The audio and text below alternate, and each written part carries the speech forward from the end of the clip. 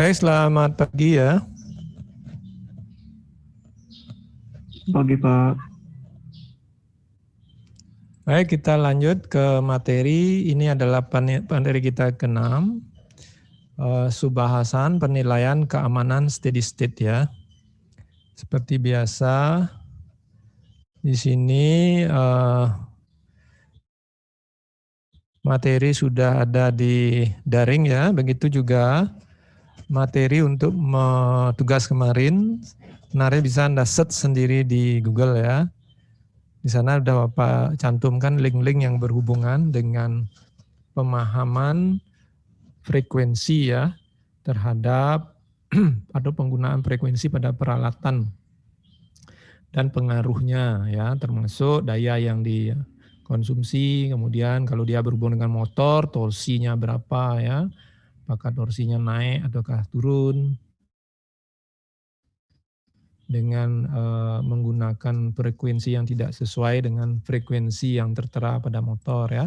Nah, rancangan motor itu sudah biasanya dari awal merujuk bekerja pada frekuensi apa gitu ya. Jadinya silahkan Anda lihat atau download linknya, kemudian kunjungi link-link tersebut ya. Samping itu juga kemarin ada pertanyaan masalah variabel frekuensi drive ya, atau variabel speed drive ya. Kalau speed sama frekuensi, kalau perbedaannya kalau speed otomatis yang mengatur bisa bukan listrik ya, mungkin ada dikopel oleh mesin rotating yang lain ya. Tapi kalau frekuensi pasti yang mengatur adalah listrik, sehingga di sana ada hubungan untuk mendapatkan flux dari motor yang konstan. Di samping frekuensi yang diatur juga mengatur tegangan input ke motor ya. Di sana Anda bisa lihat linknya secara detail dijelaskan di sana ya. Hubungan grafiknya juga ada pada link tersebut ya. Baik, hari ini kita masuk ke penilaian keamanan. Ini berhubungan dengan analisis kontingensi ya. Apa itu analisis kontingensi? Sebelum masuk ke sana, kita ini tujuannya. Tujuan subbahasan, mahasiswa dapat menjelaskan apa itu stabilitas ya. Kemudian klasifikasi stabilitas, kemudian status keamanan sistem tenaga, dan yang terakhir tujuannya adalah Anda dapat melakukan analisis kontingensi. Mengapa perlu analisis kontingensi? Karena kita ingin tahu perkiraan keamanan dari sistem ya, atau penilaian keamanan dari sistem. Baik, kita masuk berikutnya, definisi stabilitas. Siapa tahu apa itu stabilitas?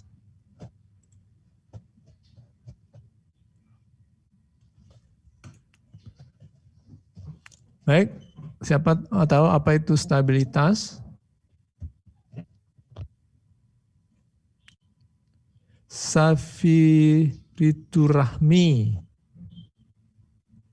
Ayo, apa itu stabilitas? Siapa yang bisa?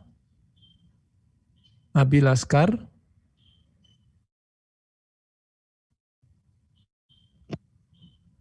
Stabilitas, siapa yang bisa jawab apa itu stabilitas?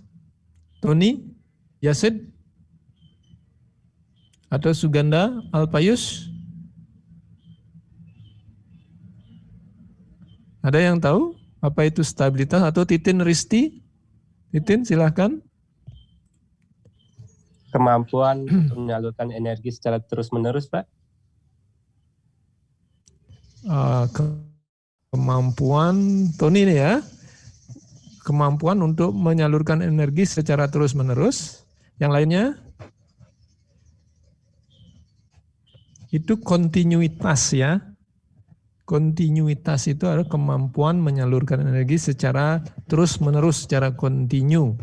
Yang kita bicarakan adalah stabilitas. Ini ada di chat. Keseimbangan, Pak. menjaga sinkronisasi Pak, meredam sejumlah gangguan Pak, keseimbangan ya. Oke, ada yang lainnya sebelum Bapak jawab? Ya hampir-hampir sama ya, hampir-hampir benar apa yang disampaikan ya. Menjaga keseimbangan Pak, stabil. Nah tentunya oke ya. Baik Bapak jawab ya. Kalau Anda mau tahu banyak sebenarnya referensi atau di Google aja Anda cari coba apa itu stabilitas gitu ya. Coba kita cek ya apa itu stabilitas. Coba kita cek di Google. Oke, Bapak share screen. Artinya kalau ada pertanyaan, bisa Anda misalnya buka Google gitu ya. Oke, di sini apa itu stabilitas? Nah.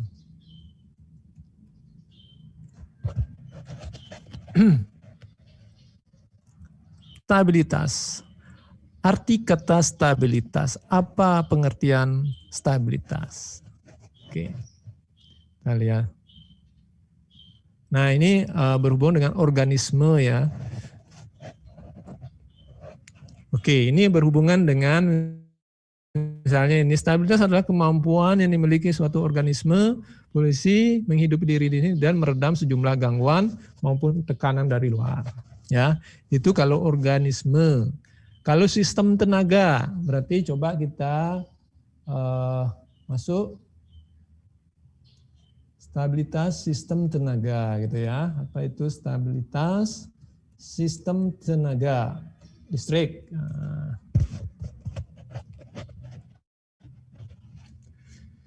Nah, yang ini lebih pas ya, yang ini. Oke, kita lihat. Ini sebagai kemampuan sistem untuk menjaga kondisi operasi ya. Artinya kalau dia ada gangguan, dia bisa kembali ke kondisi tertentu ya.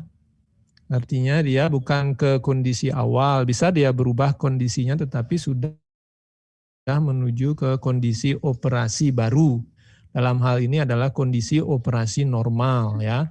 Artinya sistem, kemampuan sistem, yang ini pas ya, kemampuan sistem untuk kembali ke kondisi operasi normal ketika terjadi gangguan ya. Artinya dia bisa menjaga kondisinya kembali ke kondisi normal ya. Kondisi normal itu belum tentu kondisi seimbang. Apa lebih kalau seimbang misalnya pembeban tidak seimbang kan ke normal dia masih dia bisa melayani beban ya. Artinya masih dia bisa melayani beban. Pas stop ya videonya supaya lebih artinya irit kuota ya. Kalau kita matikan video biasanya irit kuota dia. Jadi yang lebih tepat kalau masalah stabilitas adalah kemampuan sistem untuk kembali ke kondisi operasi normal, belum tentu ke kondisi semula ya. Artinya kondisi misalnya sekarang perubahan beban itu kan sebuah gangguan. Tapi kondisi operasinya bukan operasi di daya yang dibangkitkan sekian, tetapi dia beroperasi dengan daya kapasitas baru ya. Tetapi dia bisa melayani beban itu yang disebut stabilitas. Tetapi untuk menjaga kondisi operasi yang seimbang ini Bapak rasa tidak pas ya. Seimbang apa yang dimaksud? Karena sistem tenaga 3 fase belum tentu seimbang antara fase 1 dan fase lainnya ya.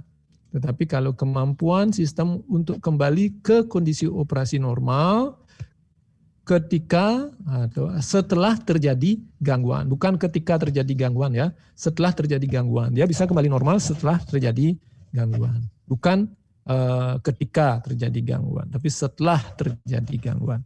Baik, mungkin itu ya lebih pasnya ya. Ada yang tidak setuju? Nah, kita diskusi di sini ya. Oke, bisa dipahami ya, artinya sebuah kemampuan dari sistem kembali ke kondisi normal atau kondisi operasi baru setelah terjadi gangguan, bukan ketika terjadi gangguan. Kalau ketika terjadi gangguan ya dia melalui gangguan itu dulu kan. Tetapi apakah dia bisa kembali ke kondisi operasi normal? Nah, itu baru kita nilai stabilitas, stabil ataukah enggak.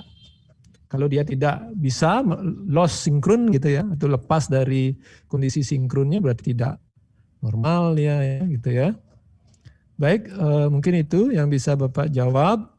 Artinya kadang-kadang memang kalau kita lihat di Google seperti ini ada definisinya tetapi kadang-kadang tidak pas ya. Artinya secara kalau lebih pasnya coba Anda set di AST 1 ya, di EST 2 kestabilan ya. Karena di EST 2 kita belajar gangguan. Nanti di sana ada definisi stabilitas juga ya.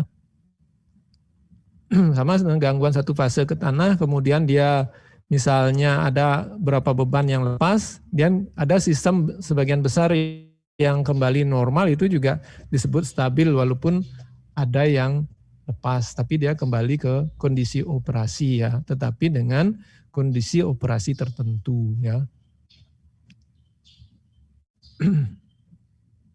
Baik, Bapak lanjut ke slide ya, slide. Mana dia? Bukan. Oke. Nah, kemudian kita masuk ke klasifikasi stabilitas berdasarkan jenis variabel sistem ya. Karena dalam sistem tenaga, khususnya pembangkit ya, kita mengenal ada dua besaran variabel yang diperoleh dari primoper, dalam hal ini frekuensi, dan yang kedua adalah eksitasi tegangan. Sehingga stabilitas itu bisa dibagi dalam dua jenis berdasarkan variabel sistem tenaga, yaitu stabilitas daya yang berhubung dengan energi, karena tanpa primoper seperti pembangkitan daya reaktif ya, artinya ada kondensor sinkron. Yang disebut kondensor sinkron kan generator sinkron yang tanpa primoper ya, artinya tanpa ada daya, yang dibangkitkan hanya memanfaatkan AVR-nya, tegangannya saja. Sehingga stabilitas juga diklasifikasikan dua jenis itu ya. Ada stabilitas daya yang berhubung dengan frekuensi, kemudian atau perubahan kecepatan atau primoper ya, nanti kontrolnya akan berbeda seperti sebelumnya. Kemudian ada stabilitas tegangan. Berikutnya klasifikasi stabilitas berdasarkan jenis kejadian. Nah ini jenis kejadian, apakah kejadiannya itu karena dinamis atau transient gitu ya, atau steady state. Biasanya yang membedakan adalah besar gangguannya. Jenis gangguan kan berhubung dengan besar gangguannya. Misalnya gangguan hubung singkat, arus yang mengalir begitu besar, tergantung juga jenis hubung singkatnya. Nah, biasanya kalau gangguan hubung singkat berhubungan dengan stabilitas transient ya.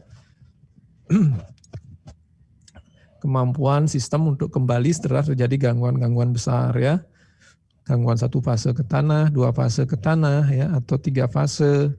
Kemudian stabilitas dinamis, ini berhubungan dengan nilai kritis dari sebuah sistem ya, terutama kemampuan pembangkit masih bisa kembali ke kondisi operasi tertentu karena ada gangguan penambahan beban yang besar ya. Artinya begini, misalnya pembangkit sudah beroperasi 80% misalnya ya. Kemudian terjadi penambahan beban 15% lagi, berarti kan total 80 tambah 15 kan 95%, belum 100% kan. Tetapi karena yang bertambah itu cukup besar, 15% dari kapasitas, tentunya akan ada overshoot arus yang melebihi dari kemampuan 100%-nya dia. Nah, sehingga sistem atau generator bisa keluar dari sinkronnya. Makanya untuk stabilitas dinamik biasanya, nanti kalau Anda belajar dinamika dan stabilitas, di sana diperkenalkan konsep PSS ya, artinya sebuah peralatan untuk membantu meredam meredam perubahan beban dinamis ya. Artinya kondisi pembangkit yang sudah mendekati kapasitas maksimumnya seperti Bapak sampaikan tadi 80% ya. Tiba-tiba ada beban yang tiba-tiba naik 15% atau 17%, kalau kita hitung secara jamak-jamak kan masih di bawah 100%. Itu dalam kondisi normal. Tetapi kan kalau pembangkit ada penambahan tiba-tiba, kemudian beban bersifat lagging, artinya induktif, kumparan, dia tidak serta-merta responnya sama seperti fungsi pemaksa. Kan kalau Anda berbicara di RL kan ada istilah fungsi pemaksa dan respon paksaan ya. Nah, pembangkit sebagai respon paksaan dia tidak bisa langsung menuju ke 97% atau 95%, tapi dia akan berosilasi ya, artinya overshoot-nya berapa, sehingga perlulah PSS, Power System Stabilizer, untuk meredam maksimum overshoot-nya, setidaknya tidak melampaui ke maksimumnya, sehingga dia masih mampu untuk melayani maka generator itu tidak lost run gitu ya. Kemudian stabilitas steady state ya kondisi steady ya, sudah artinya gangguan beban kecil ya, beban-beban kecil yang mungkin tidak begitu berpengaruh terhadap kestabilan sistem ya. Sehingga pengklasifikasian status hanya mengklasifikasikan yaitu steady state dan transient saja ya. Tapi kalau Bapak lebih condong ada tambahan supaya ada fungsinya PSS di sana. Karena dalam dinamika dan stabilitas Anda belajar PSS, untuk apa sih PSS? Posisi di mana bisa PSS manfaat? Artinya dam dari gangguan di dalam sistem. Ada temannya yang juga. Baik, ada stabilitas steady state, dinamik, dan setelah tahu stabilitas masuk kita ke status keamanan ya, yang berhubung dengan kontrol seperti sebelumnya ya, kontrol. Ini buku ini ya, materi ini ada di daring ya secara lengkap dalam bentuk PDF. Nah, nanti mungkin bagi yang tertarik bisa mengeksplor lebih jauh di sini, karena Bapak sudah membimbing 2 mahasiswa ya. Mungkin dua semester kemarin yang juga masalah analisis kontingensi ya. Cuma metode yang digunakan adalah fuzzy ya. Karena sebelumnya mungkin 4 tahun 5 tahun yang lalu ya, ada juga mahasiswa tapi dia menggunakan metode aliran daya AC ya. Karena banyak metode yang bisa digunakan untuk analisis keamanan ya. Keamanan dalam hal ini adalah kontingensi dari sistem tenaga. Kalau Anda search di jurnal kontingensi sistem tenaga gitu ya, banyak ada analisis kontingensi menggunakan tool-tool yang berbeda ya. Tujuannya untuk mempercepat tahu status kondisi keamanan, cepat kita tahu ya. Nah, kemarin yang terakhir menggunakan metode fuzzy ya untuk analisis kontingensinya. Baik, Pak lanjutkan ke sini. Nah, sama seperti sebelumnya di pertemuan kedua itu di sini gabung antara kondisi normal sama saya. Di sini kan dibagi ya normal, ada secure, ada insecure normal, siaga ya. Seperti slide sebelumnya. Kemudian ada emergency state ya. Kondisi emergency dan kondisi pemulihan. Kontrol-kontrol yang dengan kontrol to control transition to disturbance ya. Artinya transisi karena gangguan ya, transisi karena aksi kontrol. Artinya kalau Anda lihat dari secure ya in normal state atau emergency ya, di mata siaga, alert atau siaga ya. Siaga artinya kalau kita hubungkan dengan kekangan, secure, normal and emergency kondisi kekangan terpenuhi ya, artinya yang dibangkitkan oleh sistem dari pembangkit sama dengan beban dan ya.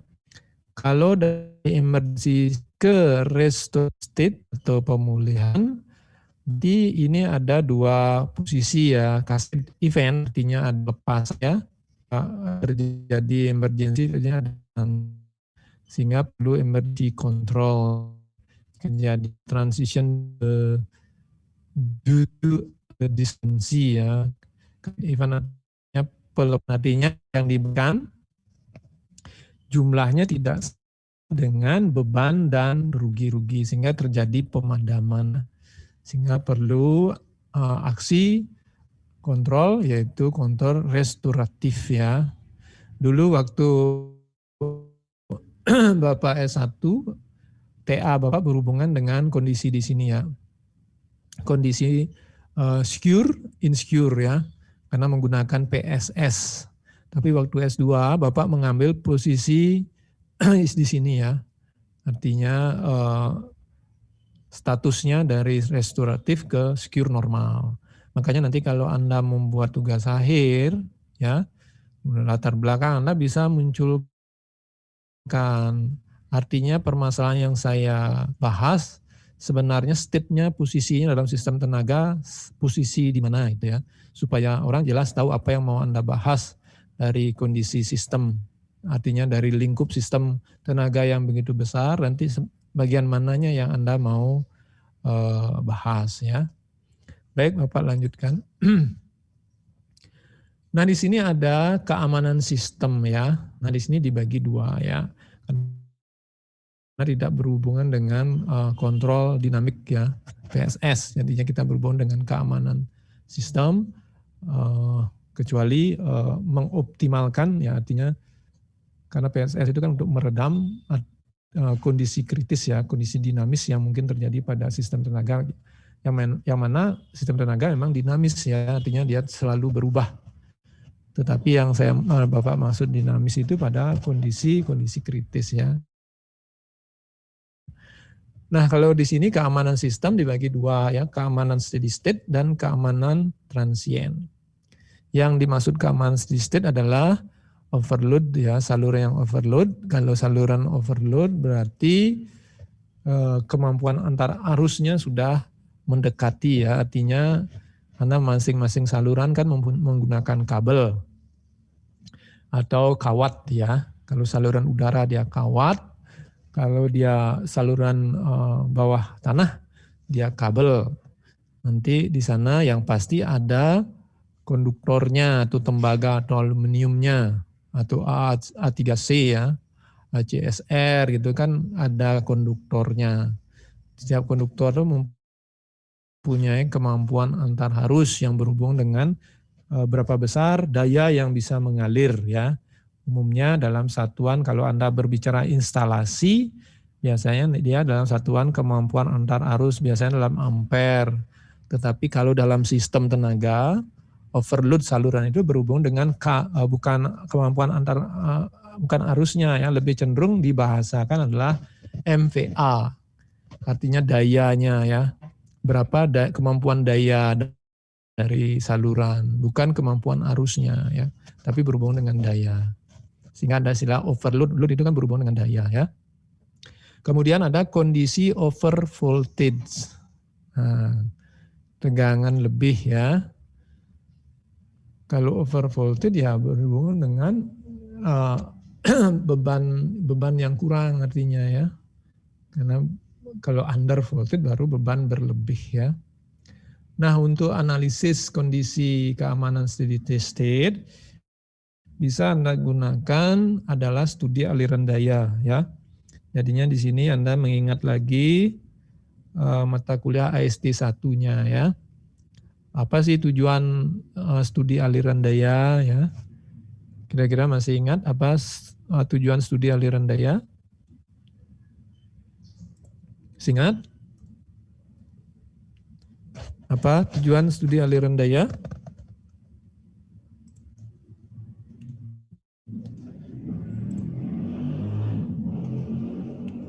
Masih ingat apa? Baik, di sini Lengka mengetahui rugi-rugi pada saluran. Oke, betul, itu salah satunya. Yang lainnya? Yang pasti ada 2 tujuan ya. Dan rugi saluran itu salah satu bagian dari salah satu 2 tujuan tadi. Ya, artinya tujuan aliran daya itu secara garis besar ada 2 ya tujuannya ya. Pertama adalah sebagai dasar perencanaan sistem ke depan ya. Yang kedua, yang tadi tujuannya mengetahui kondisi operasi existing. Sehingga kita tahu bahwa apakah terjadi overload, terjadi overvoltage ya. Karena itu tujuan salah satu ya. Aliran daya seperti Bapak bilang adalah untuk mengetahui kondisi existing system. Yang kedua sebagai dasar untuk perencanaan sistem ke depan. Nah, kondisi existing ini ya termasuk itu mengetahui rugi-rugi daya saluran berapa, apakah salurannya overload, apakah tegangan terminalnya overvoltage ya dan yang lain. Oke ya, paham ya? Baik, Bapak kembali ke share slide dulu. Oke, ini keamanan steady state. Oke, analisisnya adalah studi aliran daya. Baik, berikutnya adalah analisis keamanan transien. Nah, ini beberapa generator kehilangan sinkronisasi, berarti dia keluar dari sistem sehingga terjadi pelepasan ya dari EG emergency, artinya jumlah yang dibangkitkan tidak sama dengan jumlah beban dan rugi-rugi ya, sehingga analisis keamanan untuk kondisi transien, misalnya terjadi gangguan ya, gangguan pelepasan beban ataukah generatornya yang padam ya. Oke, Bapak lanjutkan. Nah, di sini ada cara analisis keamanan online yang menggunakan SCADA ya. Di sini umumnya analisisnya tujuan pokoknya adalah untuk contingency analisis ya. Contingency analisis ini akan menentukan analisis keamanannya. Ya. Nah, apa itu analisis contingency? Kita lihat ya. Sebelum masuk ke analisis contingency, kita perlu tahu apa aja sumber data untuk analisis contingency ya. Sumber datanya pertama adalah keadaan pra-contingency ya, yang berupa output state estimator. State estimator ini yang berhubungan dengan hasil pengukuran dari sistem ya. Artinya untuk mengetahui kesalahan ukur dari pengukuran sistem ya. Nanti memang kalau ada waktu nanti Bapak tambahkan materi state estimator ya. Kemudian model sistem eksternal. Perlu model sistem ya, karena memang dalam analisis ini kita akan mempresentasikan sistem itu dalam kondisi sebelum dan sesudah. Ya. Oke, ini sudah 30 menit ya. Kemudian daftar kontingensi yang ditentukan. Artinya kita membuat priority list dari analisis kontingensi ya. Nanti analisis kontingensi ini artinya pemadaman, beberapa kondisi pemadaman yang akan kita lakukan berdasarkan kondisi tertentu, apakah pemeliharaan ataukah gangguan, sehingga kita mengetahui aliran daya karena kejadian tersebut ya. Kemudian hasil analisis kontingensi dianalisis lebih lanjut untuk menilai tingkat keamanan sistem, analisis keamanan ya. Bagi dasar analisis keamanan adalah analisis kontingensi ya. Hasil analisis keamanan akan memberikan informasi tentang apa yang harus dilakukan selanjutnya. Jika sistem seperti blok tadi itu ya, flowchart tadi, jika sistem dianggap aman, maka tidak ada lakukan sehingga siklus analisis berikutnya. Artinya 30 menit hingga 1 jam. Kemudian baru dilakukan analisis berikutnya. Ya. Artinya analisis ini dilakukan secara kontinu. Ya. Jika tidak aman, maka tindakan pencegahan dihitung. Operator pada saat ini memberi beberapa penilaian dan tindakan pencegahan dapat membahayakan operasi ekonomi. Ya. Sehingga ini ada hubungannya dengan operasi ekonomis. Nanti minggu depan setelah MIT kita masuk ke operasi ekonomis ya. Nah, analisis lingkup analisis kontingensi nanti ini ya. Analisis kontingensi steady state. Di sini tujuan dari analisis kontingensi adalah untuk memprediksi aliran daya dan kondisi tegangan bus setelah kejadian ya. Artinya memprediksi aliran daya dan tegangan bus. Artinya tanpa melakukan studi aliran daya, kita dengan analisis kontingensi, karena salah satu metode untuk analisis kontingensi adalah menggunakan aliran daya, tapi juga bisa menggunakan metode yang lain. Tetapi yang pasti kita bisa mendapatkan prediksi aliran daya dan kondisi tegangan bus ya dari analisis kontingensi. Seperti apa? Misalnya adanya pemadaman saluran transmisi ya. Karena adanya pemeliharaan ya, kadang-kadang saluran transmisi dipadamkan karena pemeliharaan, kemudian manuver jaringan karena masalah tegangan, baik manuvernya single maupun multiple ya. Nanti kita lihat pengaruhnya, kita bisa prediksi arah aliran dayanya, karena memang beban dalam sistem kan berubah terus.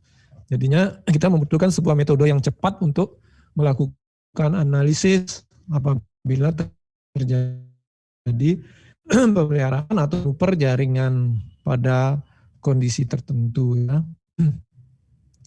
Kemudian yang kedua karena adanya pemadaman trapu ya, biasanya karena pemeliharaan trapu perlu dipelihara ya.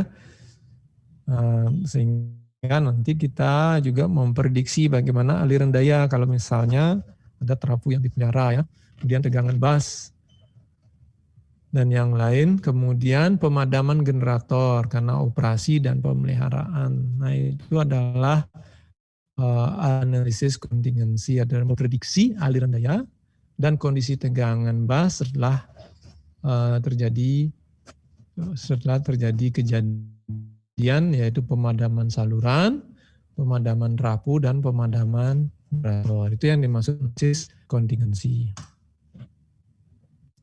Nah tentunya seperti yang tadi, kedua data yang diperlukan adalah model ya, model evaluasi. Pertama kan hasil pengukurannya, yang kedua modelnya. Setelah model baru prioritas kontingensi. Artinya dalam pemeliharaan, dalam pemadam kita harus memilih prioritas, melakukan pemadaman yang mana kita dulukan berdasarkan kondisi kritis dari sistem ya. Misalnya dari beberapa pemeliharaan yang kita mau lakukan, kita lihat mana yang peralatan yang memang kritis ya, kita bisa analisis dengan analisis kontingensi ya. Ini sebenarnya bisa menjadi sebuah tugas akhir ya. Kemarin tugas akhir datanya yang menggunakan fuzzy itu dari IEEE ya, artinya sistem kelistrikan contoh dari IEEE yang ada di MedPower ya, tapi dia menggunakan metode fuzzy untuk analisisnya. Nah kita lanjut ke sini, model untuk evaluasi kontingensi ya. Nah sehingga kita perlu model pre-outage ya, itu sebelum pemadaman, yang kedua setelah pemadaman. Di sini ada variabel X, P ya. X itu adalah vektor state ya. P adalah vektor admitansi jaringan. Seperti tadi kalau terjadi pemadaman saluran berarti kan nilai parameter atau admitasi saluran kan akan berubah ya. Menjadi P absen gitu ya. Vektor state-nya juga berubah ya kalau memang terjadi pemadaman di bus atau di trafo ya. Jadinya jumlah vektornya juga akan berubah ya. Kemudian B adalah vektor variabel input atau permintaan beban ya, artinya ini vektor beban. Kalau memang terjadi pemadaman, apakah ada beban yang berubah, artinya ada beban yang tidak terlayani gitu ya. Nah dalam kasus memang tidak, artinya beban semua dapat terlayani, dia bisa persamaannya seperti ini.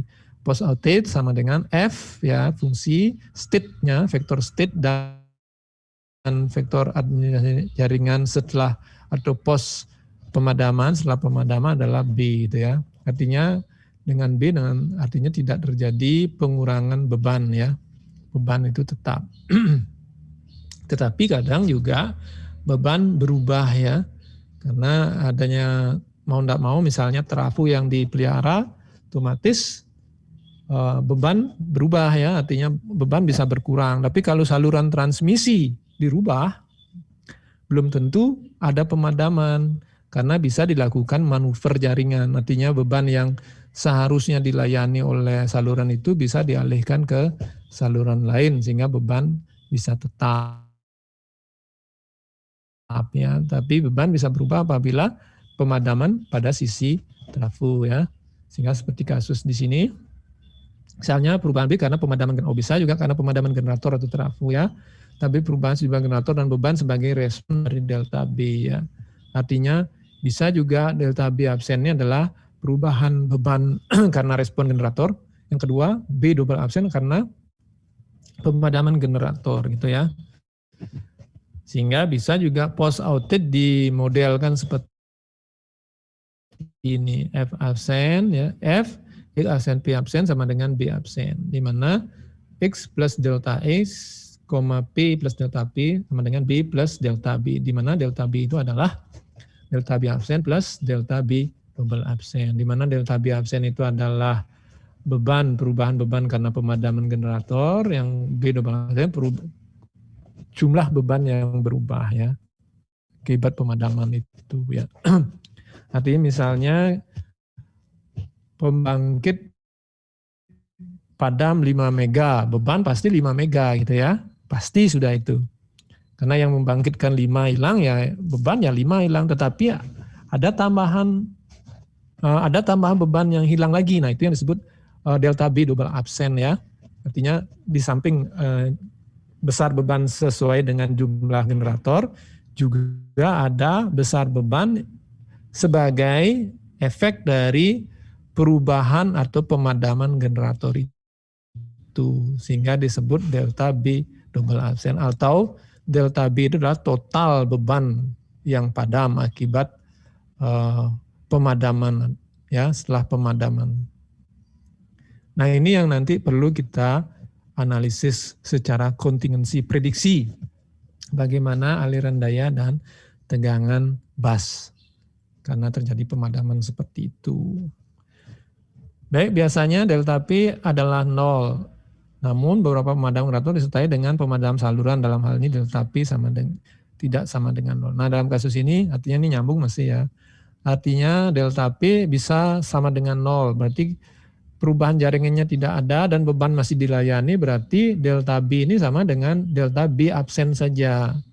Namun berapa pemadam generator disertai dengan pemadaman saluran. Nah, ini juga bisa menambah beban yang padam akibat pemadaman saluran juga gitu ya, sehingga delta P, karena delta P ini adalah vektor admitansi jaringan, artinya terjadi perubahan di vektor admitansi jaringan sehingga akan ada penambahan beban yang padam ya. Oke, lebih jelasnya kita ke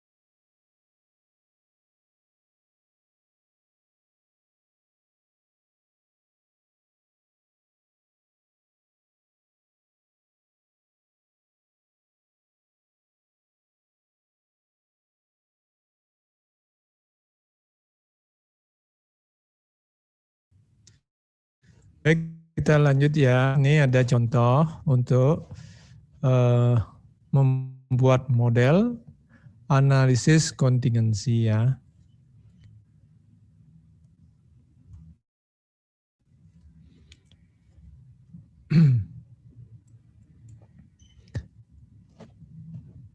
Tetapi contoh ini tidak secara detail, artinya hanya menunjukkan alur pikirnya saja sebuah model.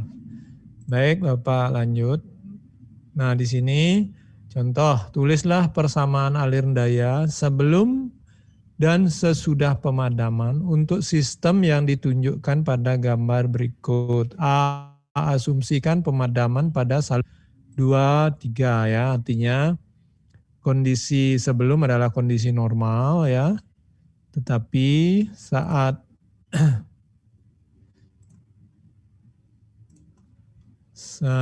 pos pemadaman adalah saluran 2 dan 3 yang lepas ya, artinya dipadamkan, artinya dilepas ya.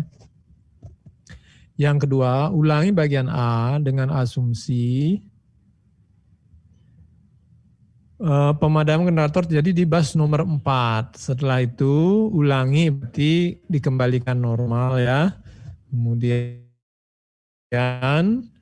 ternyata pemadamannya bukan di saluran, tapi bus nomor 4. Generator di bus nomor 4. Jadinya bus nomor 4 bukan sebagai bus lagi. Kemudian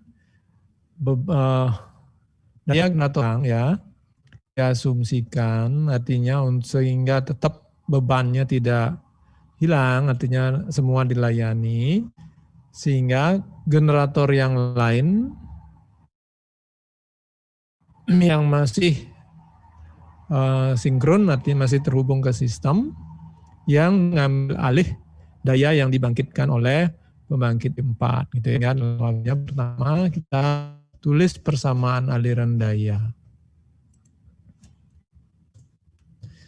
Nah, dari gini kita cari datanya dulu ya. Pertama yang dibutuhkan datanya adalah data saluran ya. Data saluran sesuai dengan saluran 1 ke 2. Ini datanya berupa admitansi saja. Artinya bagian suseptansi ya.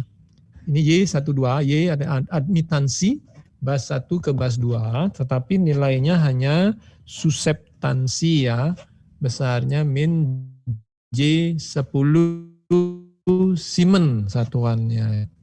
Kemudian Y13 min 10 Siemens suseptansi saja ya, artinya bagian imajinernya. Kemudian Y23 dengan nilai yang sama ya.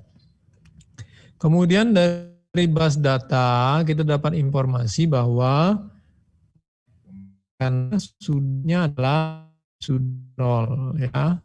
Dia sebagai bus referensi tegangannya 1 dan sudut 0.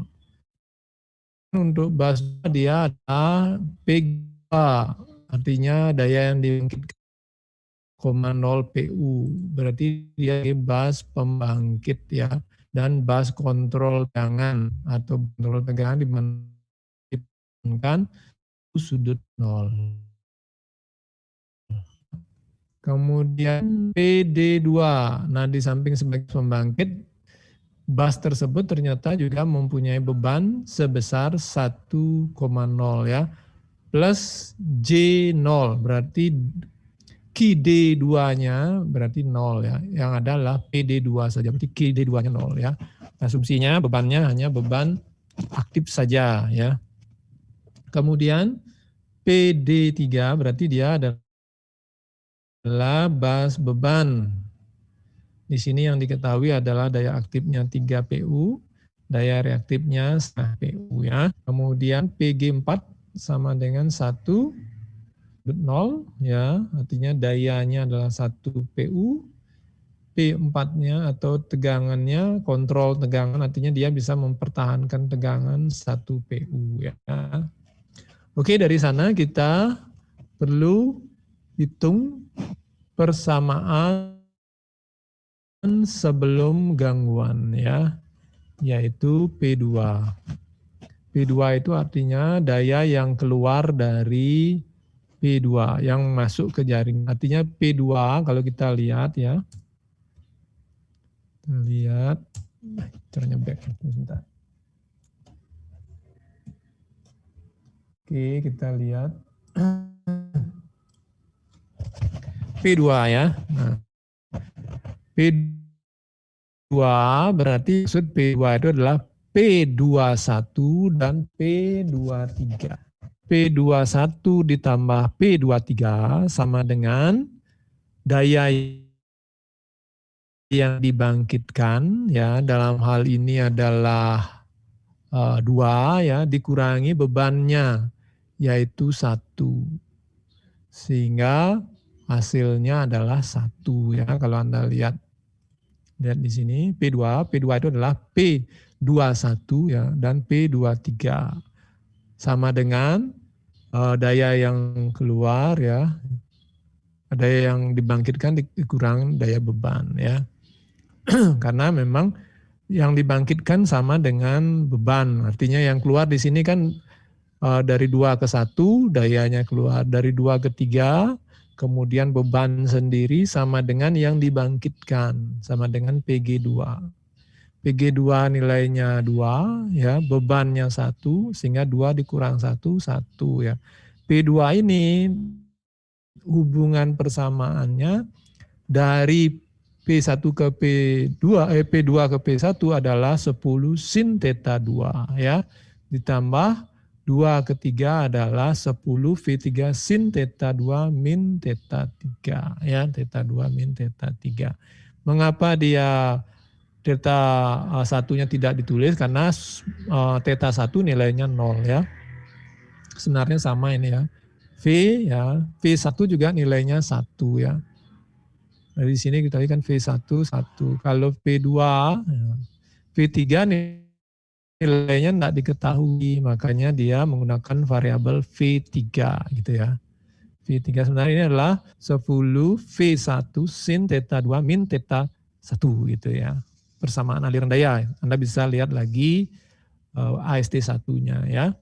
Nanti karena nilai V1-nya 1, sudut satunya 0, sehingga 10 sin theta 2 saja. Ini artinya aliran daya dari 2 ke 1. Kemudian yang ini dari 2 ke 3 ya.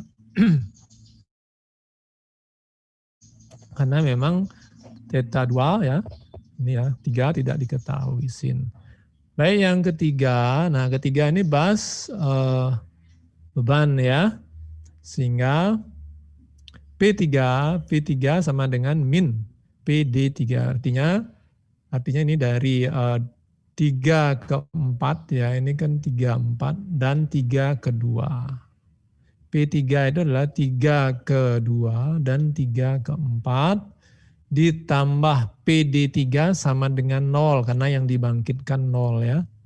Karena yang dibangkitkan, tapi dipindah ruas PD3-nya karena nilainya sudah ada yaitu 3, jadi min 3 ya. Atau dalam persamaan daya sama seperti sebelumnya. Karena dia 3 ya, V3 sudah 3, 10 V3. V3 min 3 ya, seperti ini. Oke, kemudian Q. Nah, karena dia dalam soal seperti penyelesaian aliran daya, karena ini artinya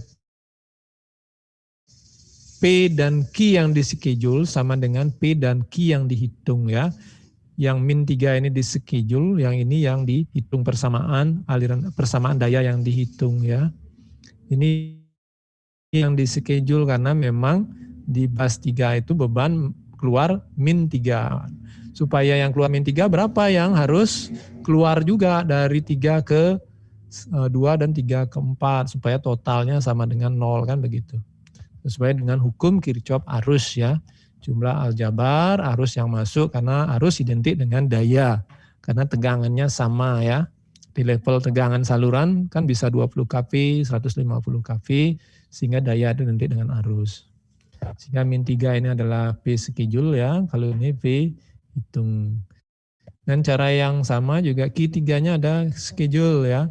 yaitu dia tidak ada pembangkit karena bus beban. Karena dia adalah beban, makanya min ya. Min 0,5, kemudian ini yang hitungnya persamaan, hitung untuk Q3. Kemudian P4 adalah pembangkit, bus pembangkit yang tidak ada bebannya, sehingga di sini beban 0 berarti yang dibangkitkan ya. P4 artinya yang keluar sama yang ini ya. Jadinya P4 sama dengan PG2. Sehingga didapat persamaan PG4 adalah 1 ya, sesuai dengan data ini. Dan dapat 10 sin theta 2. Mengapa? Karena ini terhubung dengan slack bus ya. Sin theta 4 ya, plus 10 V3 karena terhubung dengan bus 3 ya. Sin sudut 4 min sudut 3. Ini adalah kondisi pre-pemadaman. Nah, kemudian kalau pemadaman artinya 2 dan 3 dipadamkan, berarti impedansi Y23 ya. Bukan min J10 lagi, berarti 0 ya. Tinggal dimasukkan datanya. Ininya sama ya. Yo, ininya berbeda ini. Ini tinggal masukkan berarti Y-nya 0, berarti 10-nya 0, berarti masih 10 sin theta 2. Coba kita lihat. Nah, sehingga P2-nya masih 10 sin theta 2 absen, artinya kondisi theta 2 yang baru ya. Kondisi theta 2 yang baru akibat pemadaman. Kemudian yang ketiga, karena tidak ada suplai dari 2, maka hilang dari sin theta 3 min theta 2 ya, 10 V3 itu hilang. Kalau Anda perhatikan. Nih.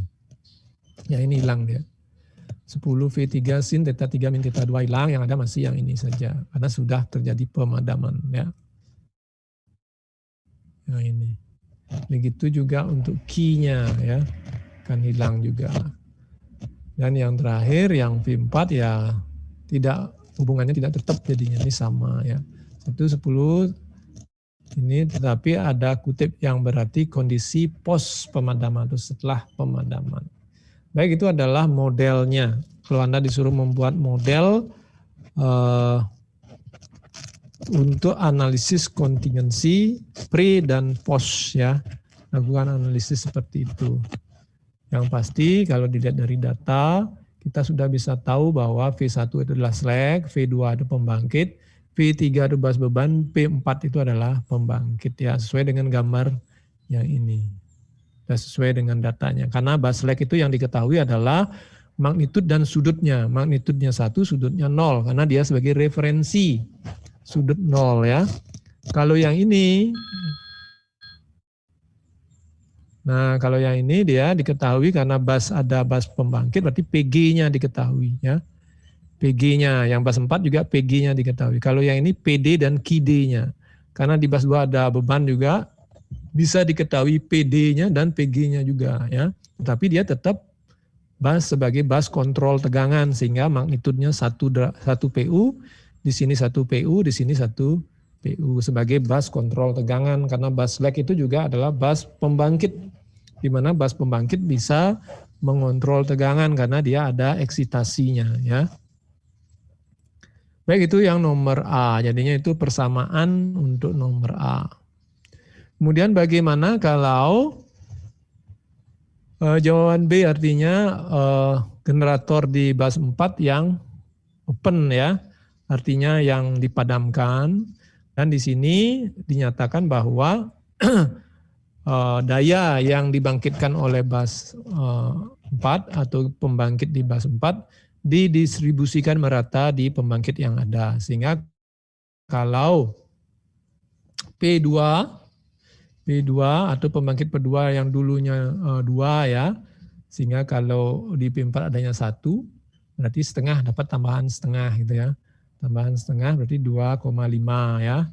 Sehingga PG2 sebagai generator bus slack ya, artinya sebagai bus slack akan meningkat juga sebesar 0,5 karena totalnya harus 1 PU.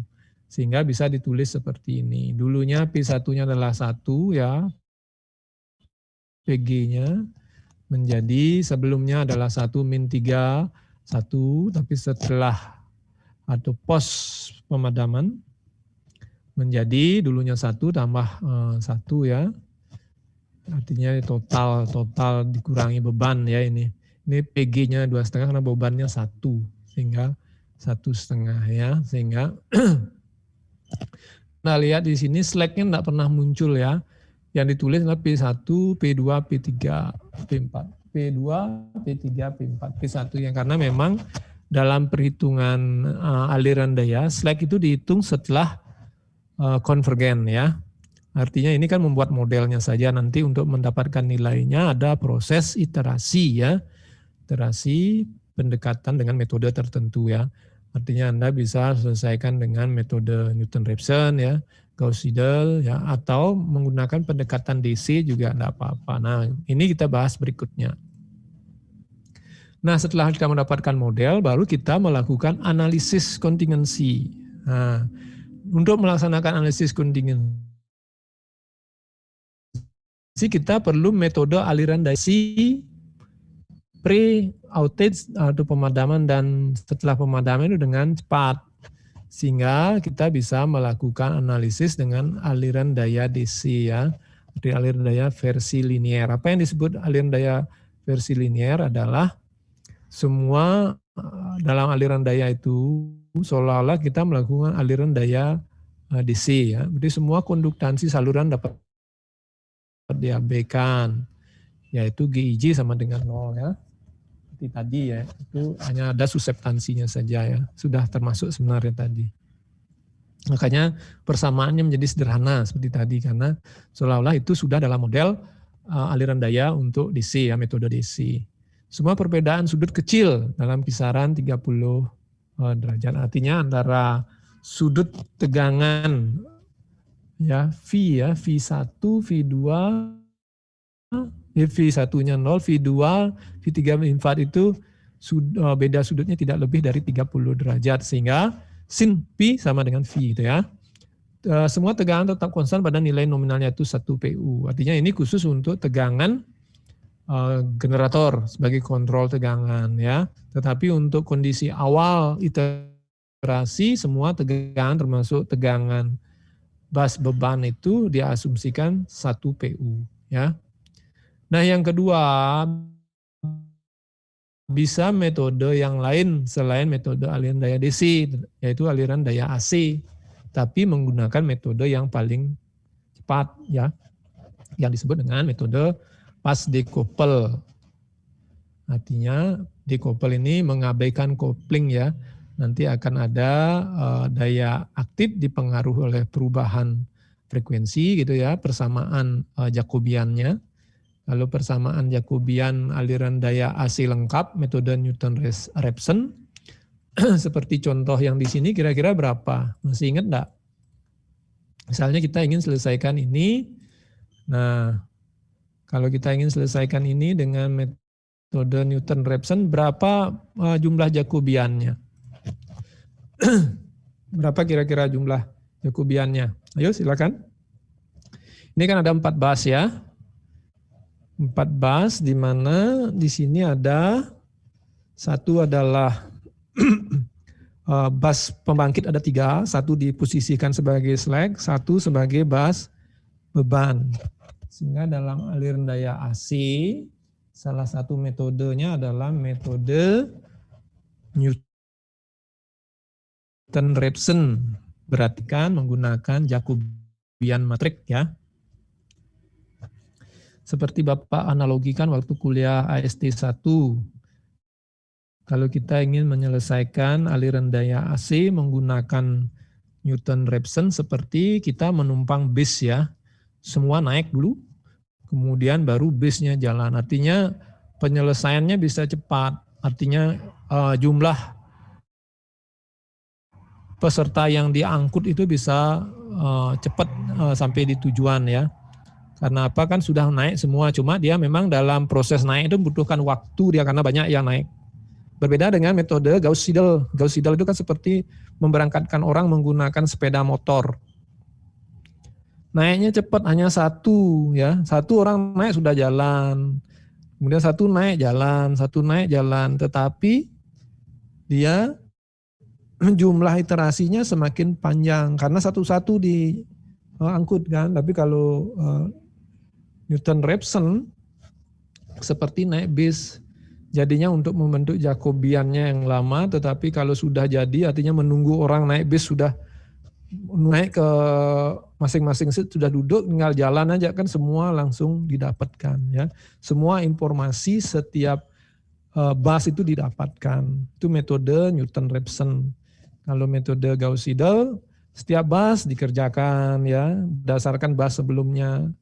Sehingga dia seolah-olah seri jadinya literasinya banyak ya.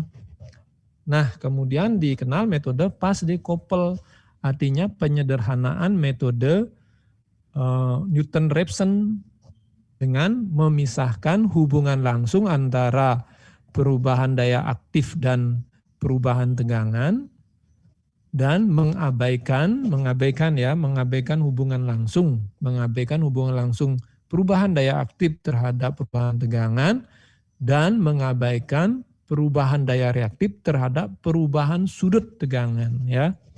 Sehingga metode Newton-Raphson dapat disederhanakan dengan metode Pas-de-Koppel. Nah, mengapa dia pas? Karena dia bisa lebih cepat. Artinya dia tidak perlu base ya, base-nya dipotong lagi menggunakan mobil yang lebih Isuzu gitu ya. Jadinya yang khusus angkutan untuk daya dipisah dengan khusus angkutan untuk VAR gitu ya, untuk watt dan untuk VAR-nya dipisah gitu ya. Kalau Newton-Raphson VAR sama seperti itu sehingga disebut Pas-de-Koppel. Juga dapat penyederhanaan sesuai dengan asumsi pada sistem seperti tadi bahwa sudut antara bus satu bus yang lain sangat kecil. Kemudian yang kedua, parameter jaringan karena dia adalah saluran transmisi, kabelnya besar-besar, reaktansinya lebih tinggi dari resistansinya. R-nya jauh lebih kecil daripada X. Sehingga bisa didekati dengan cara seperti itu ya.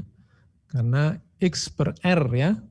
Kalau kita berbicara sudut saluran atau sudut transmisinya kan adalah arkes tangen X per R ya. X-nya sangat tinggi ya. Seperti yang bisa dilakukan pendekatan bahwa bisa diabaikan R-nya. Rasio X per R-nya, X-nya jauh lebih tinggi ya daripada R. Sehingga untuk saluran transmisi, metode Pas-de-Koppel itu cukup kuat ya, cukup kokoh untuk menyelesaikan aliran daya dengan cepat. Berbeda kalau saluran distribusi. Kalau saluran distribusi kabelnya bisa lebih rendah ya, karena kabel yang lebih rendah atau diameternya lebih kecil sehingga R-nya juga dominan. Dengan R dominan sehingga X per R-nya tidak tinggi ya, nanti akan ada masalah. Tetapi ada improve ya, artinya Pas-de-Koppel ada berapa tipe kalau Anda belajar Math Power. Ada yang XB, BX, XBB. Tetapi yang di Math Power hanya ada dua di programnya, XB dan BX. Coba dilihat lagi praktikum AST-nya ya. Waktu praktikum percobaan pertama, Anda kan membandingkan metode. Baik itu untuk metode AC-nya. Artinya menyelesaikan ini Anda bisa menggunakan metode yang penting mendapatkan nilai yang cepat ya. Analisis kontingensinya. Tadi adalah modelnya, kemudian setelah dapat model lakukan analisis ya. Menggunakan DC atau menggunakan AC, tetapi AC dengan metode yang cepat yang disebut dengan metode Pas-de-Koppel. Yang ketiga adalah metode berbasis jaringan ya. Nah, untuk lebih lengkapnya Anda bisa membaca di materi PDF yang Bapak ikutkan di daring. Nanti silakan kalau tertarik masalah kontingensi sebagai tugas akhir, set di jurnal ya. Kontingensi banyak metode di sana untuk analisisnya ya. Pemodelannya juga banyak pemodelan yang lebih sederhana dan yang lain. Kemudian pendekatan-pendekatan yang digunakan. Nanti datanya bisa Anda gunakan data IEEE juga enggak masalah ya. Baik, itu saja dalam bentuk simulasi ya. Baik, itu mungkin materi kita hari ini. Mungkin ada yang ditanyakan? Silahkan.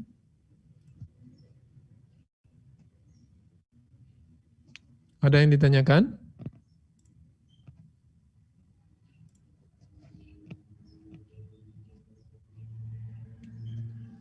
Halo, masih mendengarkan semua ini?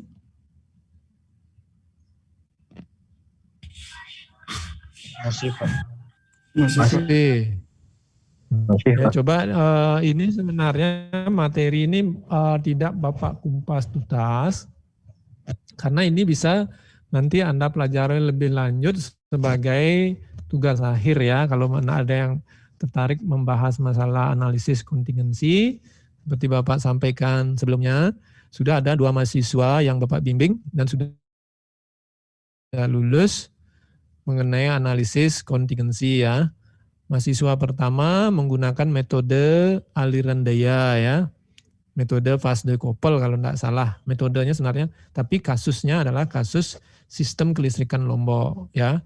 Kemudian yang kedua, baru 2 semester kemarin, dia tidak menggunakan metode konvensional seperti yang diterangkan tadi, sudah melibatkan metode fuzzy ya. Sehingga datanya tidak perlu data lapangan, karena memang kesulitan kita data lapangan sekarang. Kalau misalnya Anda menggunakan metode ANFIS atau metode yang lain juga sebenarnya bisa ya, sebagai metode untuk analisis kontingensi. Yang penting pemodelannya dipastikan seperti tadi kan. Nanti Anda bisa turunkan model yang tadi yang dituliskan. Sebenarnya itu dari misalnya aliran daya dari 2 ke 1 ya. Anda bisa tulis S12 sama dengan V2 dikali I12 conjugate gitu ya. Nah kemudian Anda turunkan, kalau P berarti real dari hasil perkalian itu, nanti akan didapat dah nilai yang tadi. Bahwa P2 itu sama dengan 10 sin P2. Dari mana datangnya? Itu dari, seperti Bapak bilang, adalah dari S12, artinya daya kompleks ya, yang mengalir dari bus 1 ke bus 2. Mungkin nanti di ekonomi dispet tanpa dengan rugi ya, dengan rugi nanti kita turunkan sedikit ya. Turunkan sedikit supaya ada nyambung, karena ada hitungan ekonominya nanti. Hubungan ekonominya di sana, hitungan ekonominya. Sehingga dibutuhkan rugi-ruginya, berapa sih ruginya? Kita tidak perlu melakukan aliran daya ya. Cukup melakukan pendekatan persamaan nonlinear itu secara iterasi berdasarkan nilai ekonomi dispet tanpa rugi ya. Seperti Bapak sampaikan tadi, kalau Anda ingin mengetahui kok muncul langsung persamaan hitungan seperti itu, bisa dicari dari persamaan. Misalnya kayak tadi 2 ke 1, aliran 2 ke 1 berarti S21. Daya kompleks ya. S itu kan sama dengan VI conjugate ya. Tegangan dikali arus yang dikonjugitkan. Artinya arus yang tertinggal. Ada selisih tegangan dan arus, tetapi sudut tegangan dikurangi sudut arus kan. Ya. Tetapi kalau S12 berarti V-nya di V2, tegangan di V2 dikali I dari 2 ke 1 karena S21 dikonjugitkan. Itu nanti bentuknya kompleks, ada bagian real, ada bagian imajiner. Karena dia P, Anda cari realnya. Nanti ketemu dah nilai 10 sin P2 gitu ya. Baik, silakan dicoba ya. Nanti kita coba juga untuk sebuah kasus pada perhitungan ekonomi dispet dengan rugi. Baik, kalau tidak ada yang ditanyakan, silahkan dipelajari lebih lanjut. Kita lanjut nanti ya, apakah minggu depan ujian atau tidak, Bapak juga tidak tahu ya. Kalau tidak berarti kita lanjut ke AGC ya, Automatic Generation Control. Sebelum kita melakukan perhitungan ekonomis, karena AGC itu hubungan dengan daya aktif ya. Karena yang dijual oleh PLN dalam bentuk watt ya. Misalnya Anda bayar listrik kan kWh, kilowatt hour, bukan kVA hour ya, tapi kilowatt dalam satuan watt. Baik, itu aja yang bisa Bapak sampaikan. Terima kasih dan selamat siang.